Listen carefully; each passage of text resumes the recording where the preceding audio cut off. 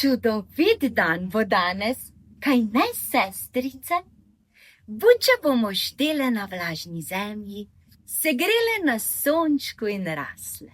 Rasle in rasle, kajti rasti, dragi otroci, je najpomembnejša naloga prav vsake buče. Saj veste, kaj pravijo, kaj ne? Da je prava buča le tista, ki je velika, debela in okrogla. Da je prava buča le tista, ki jo imajo za kosilo dovolj 3 obilni pujsi.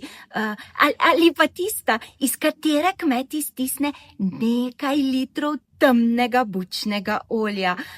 Ali pa tista, iz katere gospodinja skuha bučno juho za celo kopico otrok. Prava buča je le tista, ki je velika, debela in okrogla.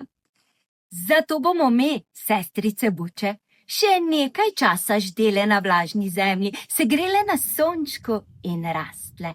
Da pa vi, otroci, medtem ne bi gledali v zrak, vzemite škarje, papir, razcepko, kosmato žičko in luknjač, pa naredite svojo bučo, pa kakršnakoli že bo. Bo bučka, buča ali buča debeluča. Kdo ve?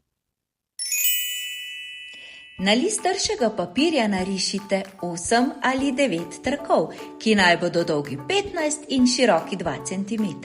Potem vzemite škarje in trakove izrežite. Ko bodo trakovi izrezani, naredite z luknjačem najprej luknjico na eni, potem še na drugi strani. Skozi luknjici vdenite razcepki in jo razprite. Potem z razcepkama spete trakove rahlo upognite s prstki in jih previdno izvlecite drugega za drugim. Ko bo vaša buča ravno prav debela in okrogla, okoli zgornje razcepke ovijte kosmato žičko, nato pa le to ovijte še okoli prstka. Zdaj poiščite kakšen košček zelenega papirja in buči naredite list ali 2, mogoče celo 3. Potem pa se brž odločite, na katerem bučnem polju naj vaša buča zori. No, vam je uspelo? Ja, seveda vam je. Vidim, da ste posadili pravo bučno polje. Polje, na katerem se bohotijo bučke, buče in buče debeluče. Tako zelo različne, pa vendar vse tako zelo čudovite.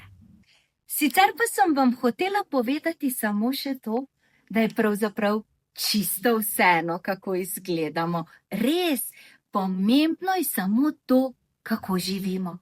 Da smo dobrega srca, da smo prijazni drug z drugim, da se imamo radi, predvsem pa, da smo v življenju srečni. Jupi, kako čudovito je življenje!